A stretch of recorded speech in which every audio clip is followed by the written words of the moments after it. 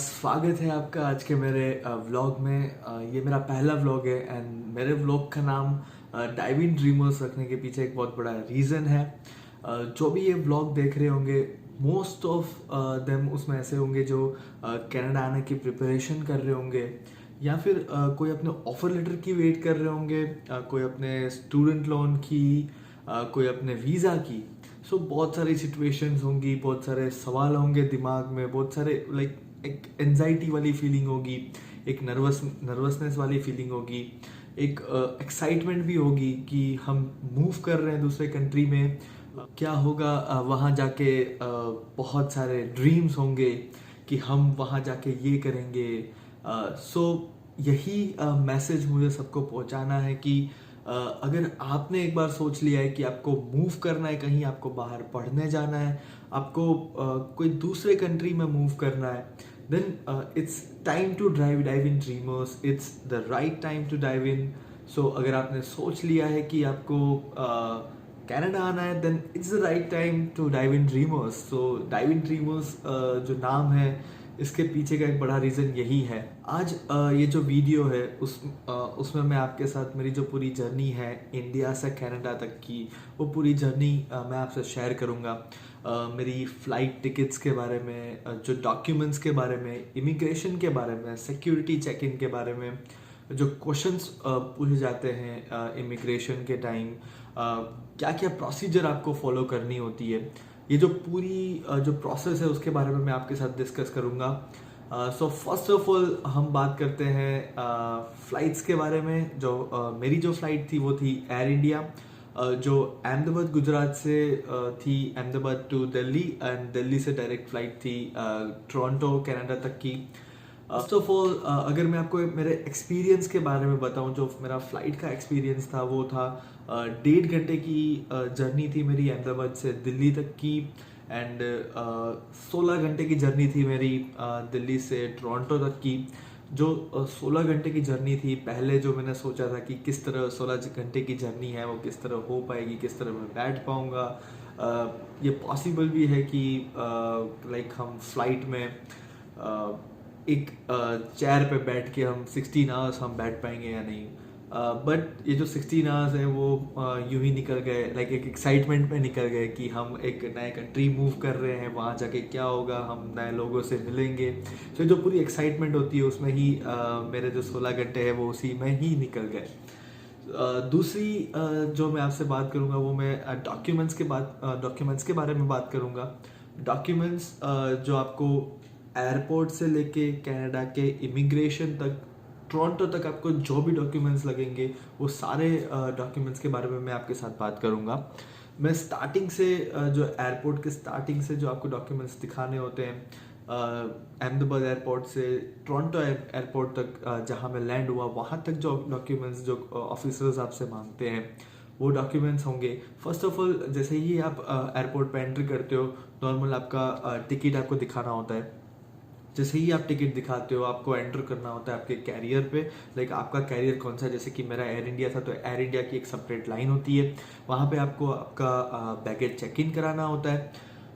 Then वहाँ से आपको आपका बोर्डिंग पास कलेक्ट करना होता है। बोर्डिंग पास कलेक्ट करने के बाद आपको सिक्योरिटी चेक इन करना होता है। सिक्योरिटी चेक इन के बाद आप जैसे ही आपकी जो फ्लाइट है उनका बोर्डिंग स्टार्ट होता है, आपको अनाउंस किया जाता है। जो भी फॉर एग्जांपल आपकी फ़्लाइट है AI-, वो उसकी बोर्डिंग स्टार्ट हो गई है, आपको फिर वहाँ से आपकी फ़्लाइट बोर्ड करनी होती है। दूसरी चीज़ मैं आपको बताऊंगा वो है एक एक्सेस बैगेज के बारे में। एयर इंडिया के एक्सेस बैगेज के बारे में बताऊं तो पहले जो स्टूडेंट्स हैं वो एक्सेस बैगेज कैरी कर सकते थे। लाइक एयर इंडिया की जो पॉलिसी है वो 2 बैगेज प्रोवाइड करते हैं। आप 2 चेक इन बैगेज कैरी कर सकते हो और एक हैंड लगेज आप अपने साथ कैरी कर सकते हो कैबिन में। फर्स्ट आपका जो चेक इन दो चेक इन बैगेज है वो 23 केजीज के होते हैं, एंड एक जो आपका हैंड लगेज है वो 8 केजीज का होता है। जो पहले स्टूडेंट को एक लेवरेज दी जाती थी, उनको एक एक्स्ट्रा बैगेज वो कैरी कर सकते थे, बट मेरे टाइम पे वो लेवरेज उन्होंने हटा दी। हमको एक्स्ट्रा पे करना पड़ा था एक एक्स्ट्रा बैगेज कैरी करने के लिए। सो 2 टाइप से आप एक्सेस बैगेज ऐड करवा सकते हो एयर इंडिया में। फर्स्ट है आप एक्सेस वेट ऐड करवा सकते हो, दूसरा जो है वो आप एक्सेस बैगेज ऐड करवा सकते हो आपके रिक्वायरमेंट्स के हिसाब से। अगर आप कोई रिक्वायरमेंट नहीं है देन 2 बैगेज भी आपके लिए काफ़ी है।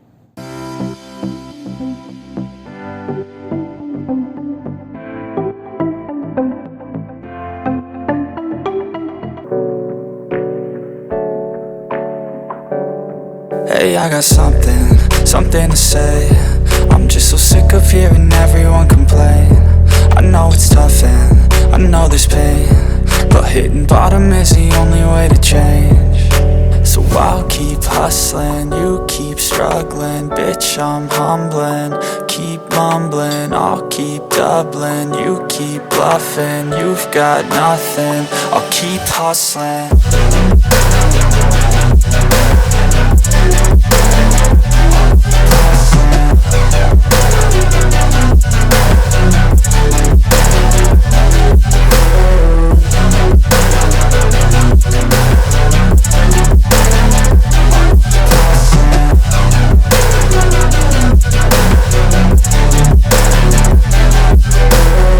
I've seen a lot of people who don't know what work is. I've seen a lot of people who don't know what thirst is. I've had a taste of evil and tried to cure the sickness. जैसे ही आप land करते हो Toronto airport पे, आपको एक self declaration की line में join होना होता है, जहाँ पे आपको सेल्फ डिक्लेयर करना होता है कि आपके पास कौन से इक्विपमेंट्स है, आपके पास कैश कितना है। वहाँ पे आपको थोड़े क्वेश्चंस जो पूछे जाते हैं वो होते हैं कि आप एक 10,000 से ज़्यादा एक्सेस कैश कैरी नहीं कर रहे हो, आप कोई ड्रग्स अपने साथ कैरी नहीं कर रहे हो, आप कोई फायर आइटम्स अपने साथ कैरी नहीं कर रहे हो। ये सारे जो नॉर्मल क्वेश्चंस हैं वो आपसे वहाँ पे आपको सेल्फ डिक्लेयर करने होते हैं। उसके बाद वो जो कंप्यूटर होता है वो आपको एक रिसीट प्रोवाइड करता है, जो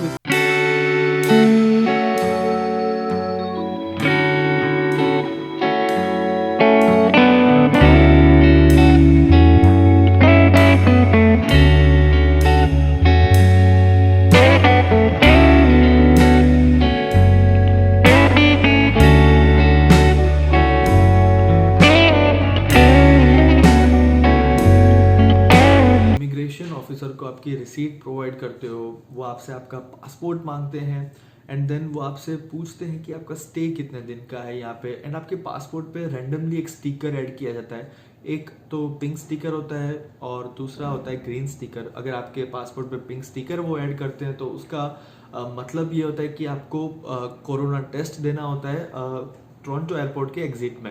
अगर आपके पासपोर्ट पे ग्रीन स्टिकर ऐड किया जाता है तो आप एग्जेम्प्ट होते हो, कोरोना टेस्ट से आपको एग्जाम्पशन मिल जाता है। उसके बाद अगर मैं स्टूडेंट्स की बात करूं तो स्टूडेंट्स की एक सेपरेट लाइन होती है, वहाँ पे एक ऑफिसर होते हैं जो आपको गाइड करते हैं। आपको इमिग्रेशन की ओर जाना होता है जहाँ पे आपको आपका स्टडी परमिट दिया जाता है। अंदर एंटर होते ही आपसे पोर्ट ऑफ एंट्री लेटर मांगा जाता है, जो कि आपका इंट्रोडक्शन लेटर होता है। जब भी आपके पास IRCC की तरफ से ओरिजिनल पासपोर्ट रिक्वेस्ट आया होता है, उसके बाद आपको एक इंट्रोडक्शन लेटर दिया जाता है जो आपको वहाँ पे दिखाना होता है। फिर आपको आपके टर्न की वेट करनी होती है। जैसे ही आपका टर्न आता है, जो ऑफिसर है वो आपका नाम अनाउंस करते हैं, आपकी बर्थ डेट अनाउंस करते हैं। फिर आपसे कई डॉक्यूमेंट्स मांगे जाते हैं। वो डॉक्यूमेंट्स की लिस्ट में पहला डॉक्यूमेंट आता है आपका ऑफर लेटर कॉलेज का। दूसरा डॉक्यूमेंट जो आपका आता है वो आपका GIC पेमेंट, और अगर मैं नॉन SDA स्टूडेंट्स की बात करूं तो उनका बैंक ऑफ स्टेटमेंट या फंड्स का जो प्रूफ होता है वो मांगा जाता है उनसे। थर्ड जो मांगा जाता है वो आपसे मांगा जाता है एनरोलमेंट वेरिफिकेशन लेटर। कई कॉलेज एनरोलमेंट वेरिफिकेशन लेटर एक मेल के थ्रू प्रोवाइड करती है। अगर आप कॉलेज को मेल करते हो तो वो आपको प्रोवाइड करते हैं। कई कॉलेजेस के स्टूडेंट होम में आपको वो आपका एनरोलमेंट वेरिफिकेशन लेटर मिल जाता है। फिर आपसे मांगा जाता है आपका RT-PCR टेस्ट, जो आपका 72 आवर्स से पहले का नहीं होना चाहिए। आपका टर्न आने पे आपका नाम अनाउंस करते हैं वो, और आपको ये सारी चीज़ें उनको दिखानी होती है। वो आपसे ये सारी चीज़ें मांगते हैं। कई स्टूडेंट से वो क्वेश्चंस पूछते हैं, कई स्टूडेंट से वो क्वेश्चंस नहीं भी पूछते हैं। नॉर्मली जो वो क्वेश्चंस पूछते हैं वो होता है कि आपकी कॉलेज कौन सी है, आपका कोर्स कौन सा है, आपका कोर्स कितने महीने का है या फिर कितने साल का है, और उसके बाद आपका प्लान क्या है। ये जो नॉर्मल क्वेश्चन होते हैं वो आपसे पूछते हैं। जैसे ही आप उनको कॉन्फिडेंटली आंसर करते हो, आपके आंसर्स उनको सेटिस्फैक्ट्री लगते हैं, you are good to go. वो आपको स्टडी परमिट दे देते हैं। अगर आपके पास आपका जो कोर्स है वो कोऑप है, सो आपके पास स्टडी परमिट एंड आपका कोऑप वर्क परमिट आपको वहीं मिल जाता है। वहाँ से आपको एग्जिट करना होता है। एग्जिट करके आपको आपका लगेज कलेक्ट करना होता है। लगेज कलेक्ट करने के बाद जो आपका लास्ट स्टेप होता है वो आपका एग्जिट जैसे ही आप टोरंटो एयरपोर्ट से एग्जिट करते हो, आपको कोरोना टेस्ट देना होता है। वहाँ पे आपको एक बार कोड दिया होता है। जो ऑफिसर्स होते हैं वो आपको गाइड करते हैं कि आपको वो बार कोड स्कैन करना होता है। जो स्विच हेल्थ होता है उस पर आपको रजिस्ट्रेशन करवाना होता है, अपना नाम डालना होता है, आपका पासपोर्ट नंबर डालना होता है। फिर वहाँ पे भी आपको एक डिक्लेरेशन करना होता है कि आप एक रेंटेड अकोमोडेशन में रह रहे हो, आप अपने फैमिली के साथ रह रहे हो, फ्रेंड्स के साथ रह रहे हो या फिर रिलेटिव्स के साथ रह रहे हो। आपके पास ऐसी प्लेस है जहाँ पे आप क्वारंटीन कर सकते हो। फिर वहाँ से आपको एक कोरोना किट दी जाती है, जो आगे जाके आपको एक टेस्टिंग बूथ्स होते हैं, जो डिफरेंट टेस्टिंग बूथ्स होते हैं, वहाँ पे जाके जो मेडिकल ऑफिसर्स होते हैं वो मेडिकल ऑफिसर्स आपका टेस्ट करते हैं। मोस्टली ये जो रिजल्ट्स होते हैं वो रिजल्ट आपको 1 या 2 दिन में आपको आपके मेल आईडी में आ जाते हैं।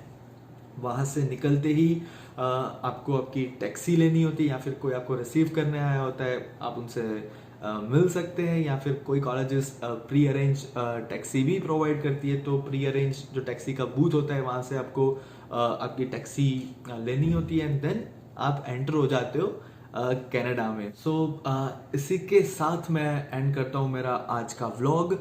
जैसे व्लॉग के स्टार्टिंग में मैंने कहा कि जो भी मेरा व्लॉग देख रहे होंगे, या तो वो प्रिपरेशन कर रहे होंगे कनाडा आने की, या तो वो सोच रहे होंगे कि इन फ्यूचर वो कनाडा पढ़ने के बारे में सोचेंगे, या फिर उनका ड्रीम होगा कि उन्हें कनाडा पढ़ना है। जो भी आपका ड्रीम है, अगर आपने एक बार सोच लिया है कि आपको कनाडा आना है, then it's time to dive in dreamers. ये व्लॉग का नाम डाइव इन ड्रीमर्स रखने के पीछे का रीज़न यही था। So it's time to dive in dreamers. अगर आपको मेरा व्लॉग अच्छा लगा हो तो प्लीज़ लाइक करना। अगर आपको मेरी जो इन्फॉर्मेशन है वो आपके लिए हेल्पफुल हो तो प्लीज़ सब्सक्राइब करना। अगर आपको कुछ भी पूछना हो तो कमेंट सेक्शन में मुझे आप क्वेश्चंस पूछ सकते हैं। जो भी इन्फॉर्मेशन मेरे पास होगी, जो भी मैं आपके लिए इन्फॉर्मेशन कलेक्ट कर सकता हूँ, वो सारी इन्फॉर्मेशन मैं आपको प्रोवाइड करूँगा। Till then stay tuned. Next vlog में हम ज़रूर मिलेंगे।